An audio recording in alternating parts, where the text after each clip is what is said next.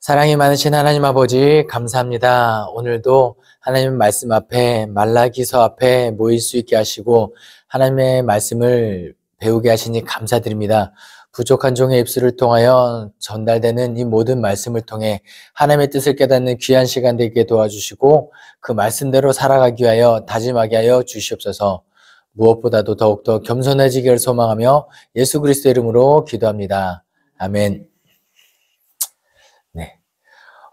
말라기 하면은 이제 그 말라기의 말자는 이제 끝말자죠.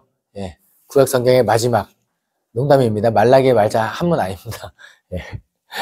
예. 말라키에서 주의 사자라는 뜻이고 하나님의 말씀을 선포하는 이제 말라기 선지자인데 성경에 우리가 가지고 있는 신구약 성경의 구약의 맨 마지막 책이 말라기죠. 예. 왜 말라기 성경이 마지막에 위치하게 됐는가? 요거 미리 말씀드리면 이 4장 4절부터 마지막에 이렇게 기록되어 있습니다. 4장 4절 너희는 내가 호렙에서 온 이스라엘을 위하여 내 종 모세에게 명령한 법 곧 율례와 법도를 기억하라. 이거는 구약 전체를 정리하는 거예요. 모세 오경 하나님의 말씀을 중심으로 모든 것이 다 쓰여져 있거든요.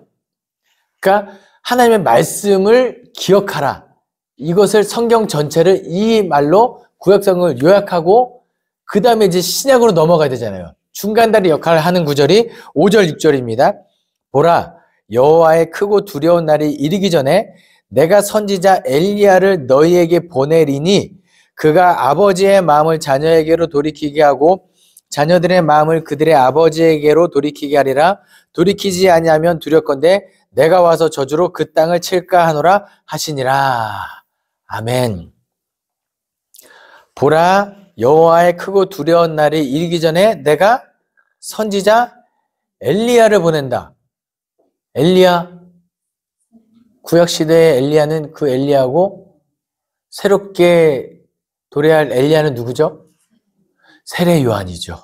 네, 변화산 때 예수님께서 말씀하시죠. 그러니까 이 메시아 사상인 거예요. 언제 메시아가 오느냐 이게 궁금한 거죠. 이스라엘 민족들에게 언제 메시아가 오느냐 일단 엘리야가 와야 된다 이거예요. 그런데 실제로 예수님이 오시기 전에 이제 세례 요한이 먼저 길을 닦고 그 길에 예수 그리스도께서 오시는 그러니까 신구약으로 넘어가는 마지막 책의 역할을 말라기가 이 구절이 담당하고 있는 거예요. 구약 성경 전체를 한번 요약하고 그 다음에 왜냐면 구약이 무용하지 않습니다. 구약이 너무나도 중요해요.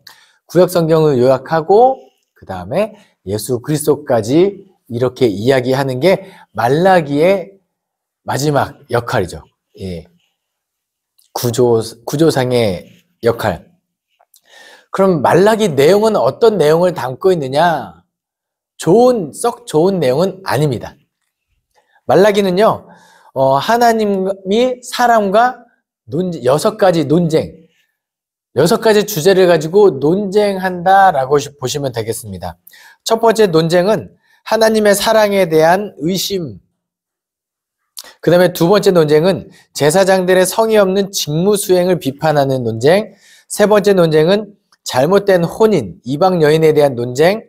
네 번째 논쟁은 악인들의 번영과 하나님의 공의에 대한 문제. 다섯 번째 논쟁은 11조와 헌물에 관한 문제. 여섯 번째 논쟁은 악인들의 번영과 의인들의 고난에 대한 논쟁입니다. 그런데 하나님이 사람과 논쟁할 만한 분이신가요? 아니, 우리가 하나님과 논쟁할 깜냥이 됩니까? 제가 예전에 어디서 이렇게 설교하다가 이런 얘기를 한 적이 있습니다. 하루는 모기가 한 마리 와서 제 아들 팔에 딱 앉았어요. 뭐 하려고 팔에 앉았을까요? 이제 피 빨아먹으려고 앉았겠죠. 근데 제가 너 지금 내 아들에게 빨대만 꽂기만 해. 내가 손바닥으로 친다. 하지만 모기가 뉘우치지 않습니다. 있는 힘껏 쭉 빨아서 피가 조금 올라와서 배에 차기 시작합니다. 너 한 방울만 더 빨어. 내가 너 손바닥으로 친다. 하지만 모기가 회개하지 않습니다. 그럼 결국은 제가 어떻게 할까요? 네. 사실 그 과정이 있을 수 없죠. 논쟁거리가 됩니까? 앉기 전에 날아다닐 때 이미 잡죠. 제가 뭘 말씀드리고 싶냐면 저와 모기와의 존재적 차이가 그 정도입니다. 그냥 잡아도 모기가 어디다 하소연할 수가 없어요. 나와 모기와 차이는 이 정도예요. 그러면 나와 하나님의 차이는 모기와 나보다도 더 어마어마한 차이라는 거예요. 그런데 죄를 지으면 하나님께서 말씀으로 세상을 창조하신 분이기 때문에 그냥 직결 처분해도 할 말 없는데 지금 뭐 해주신다는 거예요? 논쟁해 주신다는 거예요. 왜 논쟁하실까요? 심판하기보다는 돌이키기를 원하시기 때문에. 인간의 입장에서 인간의 언어로 논쟁을 하면 저게 되거든요. 아, 그렇군요. 하나님의 입장이 아니라 인간의 입장에서 논쟁을 하면 내가 잘못한 게 맞네 하고 돌이켜야 되는데 돌이키나요? 안 돌이키나요? 안 돌이켰다. 이게 안타까운 사실인데 그럼 어떻게 하나님께서 논쟁했는지 하나하나 살펴보도록 하겠습니다.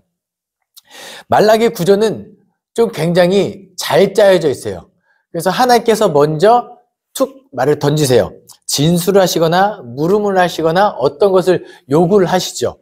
그러면 사람들이 되물어요. 그럼 하나님께서 다시 그 물음에 대한 대답을 해주시는 구조로 6가지 논쟁이 대부분 이루어져 있는데요. 첫 번째 논쟁에서 하나님의 사랑에 대한 의심. 하나님께서 이야기하십니다. 내가 너희를 사랑하였다. 1장 2절 앞부분에 내가 너희를 사랑하였다. 그러자 사람들이 묻습니다. 주께서 어떻게 우리를 사랑하셨습니까? 만약에 아빠가 언제 나한테 해준 게 뭐가 있어? 이게 제일 이제 부모 입장에서는 제일 서러운 말인데 지금 이스라엘 백성들이 지금 그러고 있는 겁니다. 네. 하나님께서는 대답을 하시죠. 1장 2절 뒷부분부터 여호와가 말하노라 에서는 야곱의 형이 아니냐 그러나 내가 야곱을 사랑하였고 내가 너희를 선택했다. 야곱 이스라엘을 내가 선택했고 내 백성으로 삼았고 에서는 미워하여 세일산의 그 황폐한 땅에 있었고 그들은 비록 심판했지만 너희는 내가 아직 심판하지 않았다. 내가 이렇게 너희를 사랑하지 않았냐? 하나님께서 그렇게 논쟁하는 겁니다. 하나님께서 이렇게까지 논리 정연하게 말씀하시면 아이고 제가 잘못했냐고 돌이켜야 되는데 돌이키지 않죠. 두 번째 논쟁. 제사장의 성의 없는 직무수행. 1장 6절 앞부분에 내 이름을 멸시하는 제사장들아 쭉 부르고 나를 공경함이 어디 있느냐? 너는 왜 나한테 이렇게 공경 안 하냐? 이렇게 하나님께서 물으시죠. 그러니까 되묻습니다. 우리가 어떻게 주의 이름을 멸시하였나이까? 아유, 우리가 언제 하나님을 멸시했습니까? 우리 하나님께 제사도 꼬박꼬박 드리고 예배도 꼬박꼬박 잘 드렸는데 언제 우리가 하나님을 멸시했습니까? 이런 말이에요. 하나님께서 뭐라고 말씀하시죠? 8절에 만군의 여호와가 이르노라 너희가 눈먼 희생제물을 바치는 것이 어찌 악하지 아니하며 저는 것 병든 것을 드리는 것이 어찌 악하지 아니하냐 이제 그것을 너희 총독에게 드려보라 그가 너희를 기뻐하겠느냐 너를 받아주겠느냐 이거예요. 예배는 하죠. 형식만 나은 예배를 하죠. 남유다는 실제로 그래서 멸망합니다. 예레미야 계열의 예언서는 다 그것이에요. 예배는 해요. 그런데 마음을 다하고 뜻을 다하고 힘을 다하고 목숨을 다하는 예배는 하잖아요. 예배는 합니다. 영과 진리로 예배하지 않아요. 예배는 합니다. 하나님 없고 나의 유익을 위해서만 예배합니다. 예배는 해요. 그저 그냥 주일이니까 옵니다. 최선을 다하진 않아요. 이렇게 예배하면 안 된다라는 겁니다. 예배는 언제나 최선이어야 한다. 이것을 반드시 기억하면 좋겠습니다. 너희가 이 갖고 온 거 총독이가 갖고 와봐라. 그거 받겠냐? 안 받는다. 그리고 하나님이 어떤 존재죠? 양 한 마리에 죽고 사는 분 아니시잖아요. 가져오지 마, 차라리. 그렇게 예배할 거면 차라리 예배하지 마. 이거죠. 예. 말라기 두 번째 논쟁에서는 그런 내용이 기록되어 있습니다. 세 번째, 우리 조상들의 언약을 욕되게 하느냐? 너희가 우리 조상들의 언약, 말라기 2장 10절입니다. 우리 조상들의 언약을 욕되게 하느냐? 하나님께서 이렇게 물으실 때 사람들이 이때는 되묻지 않습니다. 좀 찔리는 게 있었나 봐요. 꿀먹은 벙어리처럼 이렇게 있을 때 하나님께서 또 말씀하십니다. 11절에 유다는 거짓을 행하였고 이스라엘과 예루살렘 중에서는 가증한 일을 행하였으며 유다는 여호와께서 사랑하시는 그 성결을 욕되게 하여 이방신의 딸과 결혼하였으니. 이거죠. 언약을 보통 성경에서는 혼인으로 결혼으로 묘사할 때가 있죠. 결혼하면 적어도 우리나라에서는 일부일처제죠. 그러면 아내만을 사랑하고 아내만을 위하고 딴 데 바라보면 됩니까? 안 됩니까? 본능적으로 눈이 돌아가도 빨리 돌려세요. 안 됩니다. 그런데 이스라엘 백성들이 하나님과 언약을 맺었죠. 시내산에서 하나님과 혼인한 거예요. 근데 자꾸 어디로 가요? 우상에게 눈을 돌린다. 그 가증한 일을 행하였기 때문에 너희가 언약을 욕되게 하였다. 또 이어서 이야기하시죠. 여호와께서 너희의 헌물을 받지 아니하시거늘. 하나님께서 너희 헌물을 너희가 이런 식으로 하면 받지 않을 거다. 그러니까 사람들이 이때는 묻습니다. 왜요? 어찌미니까? 왜 우리가 바치는 이걸 받지 않습니까? 14절 뒷부분에 이는 너와 내가 어려서 맞이한 아내 사이에 여호와께서 증인이 되시기 때문이라. 그는 내 짝이요 너와 서약한 아내로되 내가 그에게 거짓을 행하였도다. 이 마치 이런 겁니다. 내가 어떤 누군가를 사랑하여 결혼을 했든지 연애를 해요. 근데 다른 쪽에서 바람을 핍니다. 그런데 이 여자친구든 다른 사람이 알게 됐어요. 그런데 바람핀 사람이 선물만 갖다 주면 기뻐가서 받겠습니까? 안 받는다는 거예요. 중요한 것은 뭐예요? 마음이죠. 마음이 담긴 선물. 그렇죠? 네. 그런데 지금 세 번째 논쟁에 잘못된 혼인, 이방 여인, 우상, 간음, 이것을 지금 하나님께서 책망하고 있습니다. 네 번째 논쟁, 악인들의 번영과 하나님의 공의의 문제. 하나님께서 이야기하십니다. 말라기 2장 17절입니다. 너희가 말로 여호와를 괴로우시게 하였다. 너희가 말로 나를 힘들게 했다. 그러니까 사람들이 또 묻습니다. 우리가 어떻게 여호와를 괴로우시게 하였나이까? 우리가 언제요?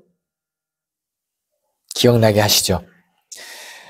17장 뒷부분에 너희는 말하기를 모든 악을 행하는 자는 여호와의 눈에 좋게 보이며 그에게 기쁨이 된다 하며 말하기를 정의의 하나님이 어디 계시냐 함이니라.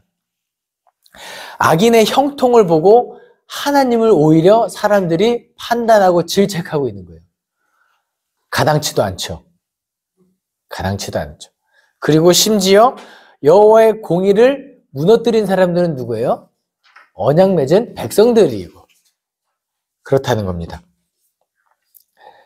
그런데 사실 하나님의 공의는 어떤 측면에 있냐면 잘 먹고 잘 사는 사람들이 북이스라엘 쪽이 대부분 그렇습니다.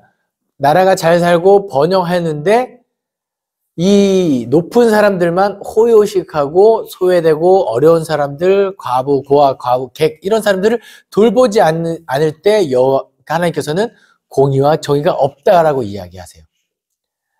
그러면 그 공의와 정의가 없는 시대를 바라볼 때 누가 가장 마음이 아플까요?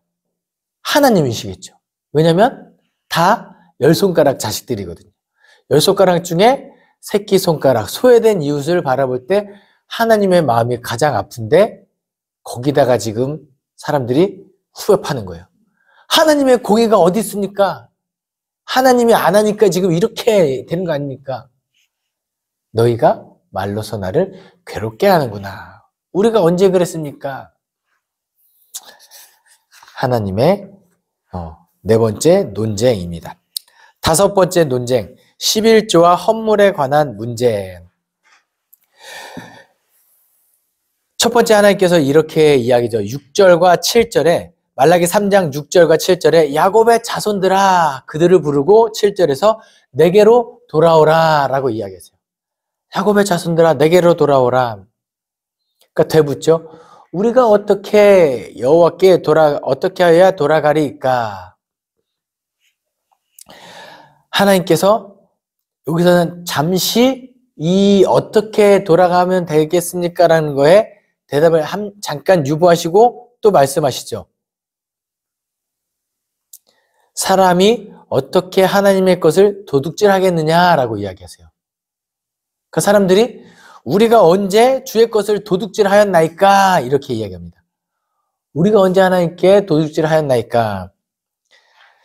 8절 뒷부분에 11조와 헌물이다. 10절 말씀에 만군의 여호와가 이르노라 너희의 온전한 11조를 창고에 들여 나의 집에 양식이 있게 하고 그것으로 나를 시험하여 내가 하늘의 문을 열고 너희에게 복을 쌓을 곳이 없도록 붙지 않았나 보라. 이거 무슨 마음이냐면요. 아까 말씀드렸잖아요. 야곱의 자손들아 돌아오라. 어떻게 돌아가면 됩니까? 라고 할 때 잠시 유보할 때 뭐냐면 회개거든요. 회개는 말로만 하는 게 아니라는 거예요. 실천적 회개를 지금 이야기하고 있는 겁니다.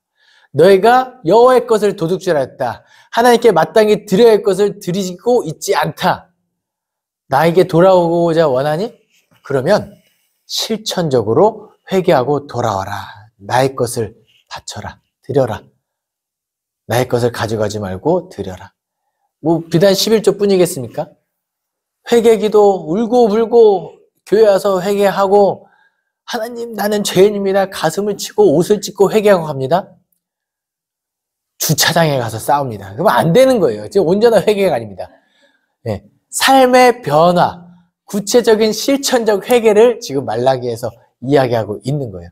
적어도 교회에 올 때 주차장에 올 때보다 예배를 드리고 나가서 주차장의 모습은 들어올 때보다 좀 더 괜찮아야 한다는 거예요. 쉽지 않죠. 예. 알기는 알죠. 다 압니다. 예. 하나님도 알아요. 좀 더 기다려 주실 뿐이죠. 예. 하나님이 기다려 주시고 이해해 주시고 할 때 그때 적당히 합시다. 네. 네. 여섯 번째 논쟁입니다. 악인들의 번영과 의인들의 고난. 하나님께서 이야기하시죠. 3장 13절 말씀 앞부분입니다. 너희가 완악한 말로 나를 대적하였다. 사람들이 되묻습니다.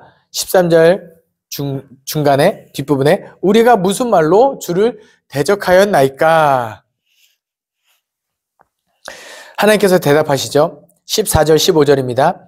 이는 너희가 말하기를 하나님을 섬기는 것이 헛되니 만군의 여호와 앞에서 그 명령을 지키며 슬프게 행하는 것이 무엇이 유익하리요? 지금 우리가 교만한 자가 복되다 하며 악을 행하는 자가 번성하며 하나님을 심험하는 자가 화를 면한다 하노라 함이라. 이거 뭔 말일까요? 제가 군대에 있을 때 정말 충격적인 설문조사 결과를 경험했습니다. 이렇게 물어봤어요. 한 120명 되는 병사들을 앉혀놓고 착하게 사는 게 손해일까? 나쁘게 사는 게 손해일까? 한번 머릿속으로 한번 생각해 보세요. 착하게 사는 게 손해일까? 나쁘게 사는 게 손해일까? 아마 이 강의를 듣고 계시는 분들이라면 그래도 신앙생활 열심히 하신 분들이라 나쁘게 사는 게 손해다라고 대답을 하실 거예요. 그런데 세상 사람들의 기준은 그렇지 않다는 거예요. 정말 충격이었습니다. 착하게 살면은 손해죠 라고 이야기해요. 왜요? 당하고 살고 호구가 되고 결국은 손해보는 사람은 착한 사람이다 라는 인식이 세상 사람들에게 있는 거예요. 그러면서 제가 말씀드린 게 뭐냐면 이 잘못 돌아가는 세상을 보면 하나님께서 마음이 아프시겠죠. 그런데 세상 사람들이 말하는 건 뭐냐면 악인이 더 번영하는 걸 보니 하나님이 없구나. 하나님의 입장에선 안타까운 거죠. 이는 너희가 말하기를 하나님을 섬기는 것이 헛되구나. 하나님 섬기면 뭐가 좋아요? 돈이 나옵니까? 빵이 나옵니까? 떡이 나옵니까? 세상 사람들 입장에서는 헛되다고 얘기하는 모습이 안타까우신 거죠. 악인들은 하나님을 안 믿는 사람들은 더 호의호식하고 잘 사는 것 같은 이것을 보고 하나님께서 한탄하고 계신다라는 겁니다. 실제로 그렇게 하나님이 없는 것처럼 맘대로 악을 저지르죠. 왕이 없으므로 자기 소견에 옳은 모습으로 살아가는 모습을 보고 하나님께서 심판의 날을 예고하시죠. 3장 17절부터 4장 3절까지 쭉 6번의 논쟁을 끝냈고 그럼에도 불구하고 이스라엘 백성들이 돌아오지 않고 이런 모습을 보고 하나님께서 심판을 선포하시고 결국은 심판당한다. 하지만 회복의 희망은 남아있죠. 뭐예요? 4장 4절 너희는 내가 호렙에서 온 이스라엘 위하여 내 종 모세에게 명령한 법 곧 율례와 법들을 기억하라. 논쟁에서 이기려면 뭐가 있어야 되냐면 논리가 있어야 돼요. 그냥 내 감정적으로 하면 논쟁에서 이기지 못합니다. 이제 청문회나 이런 거 보면 다 있어요. 근거를 가져온 사람들이 결국은 이기게 돼 있어요. 그럼 우리가 하나님과의 논쟁에서 이긴다는 표현이 좀 그렇고 하나님과 논쟁해서 옳다라고 평가되어지려면 어떤 기준이 있어야 될까요? 하나님의 말씀인 거예요. 내가 여호와의 종 줬다 이미 이거 오픈북이야 얘들아. 내가 이미 호렙에서 모세에게 다 줬어. 이것 좀 보고 공부하고 와. 이거거든요. 하나님의 말씀대로 가지고 하나님과 이야기하면 대화가 잘 통하겠죠. 그리고 두 번째, 보라 여호와의 크고 두려운 날이 이르기 전에 내가 선지자 엘리야를 보내겠다. 너희가 희망을 기다리냐? 내가 반드시 보내겠다. 내가 회복시켜 줄 거라는 그 구원의 약속도 마지막에 합니다. 그런데요, 예수님이 이 땅에 오신 거는 진짜 우리에게 너무나도 큰 축복이죠. 이게 하나님을 아버지라 부를 수 있으면 얼마나 다행이고 얼마나 큰 축복인가요? 그런데 그게 축복인가 동시에 두려운 점이 하나 있습니다. 뭐냐면 그게 하나님의 마지막 기회예요. 다시 오시면 이제 없습니다. 그래서 우리가 지금 말세를 살고 있는 거예요. 이 말세 때가 그거예요. 예수 그리스도께서 다시 오시면 이제는 없습니다. 그래서 그가 아버지의 마음을 자녀에게로 돌이키게 하고 자녀들의 마음을 그들의 아버지에게 돌이키게 살게 하리라. 돌이키지 아니하면 두렵건대 내가 와서 저주로 그 땅을 칠까 하노라. 다시 오시면 이제는 없어요. 기회가 없습니다. 네. 한 번만 더 기회를 주세요. 모르겠습니다. 제 인간적인 마음에 얼마든지 드리고 싶지만 모르겠습니다. 아니, 안 주실 거예요. 끝이니까요. 네. 그래서 이 말라기가 이 구약 성경, 우리가 보는 신구약에서 마지막 성경에 배치된 이유도 기억하시고, 하나님께서 인간과 논쟁하시는 하나님의 마음도 헤아리시고, 그리고 그 하나님의 논쟁에 있어서 그래 선한 사람이다, 의인이라고 평가받을 수 있도록 말씀을 묵상하시고, 무엇보다도 하나님께서 우리에게 주신 마지막 기회 예수 그리스도를 잘 믿고 그 예수 그리스도로 말미암은 구원에 늘 감격하며 살아갈 수 있는 저와 여러분 되기를 간절히 소망합니다. 기도하겠습니다. 사랑이 많으신 하나님 아버지, 감사합니다. 오늘도 말라기 말씀을 통하여 하나님의 기쁘신 뜻을 조금이나마 헤아릴 수 있게 하시니 감사드립니다. 하나님의 마음을 아프지 않게 하기 위하여, 오히려 하나님의 마음을 기쁘시게 하기 위하여 살아가는 그리스도인 되게 하여 주시옵소서. 감사드리며 예수 그리스도 이름으로 기도합니다. 아멘.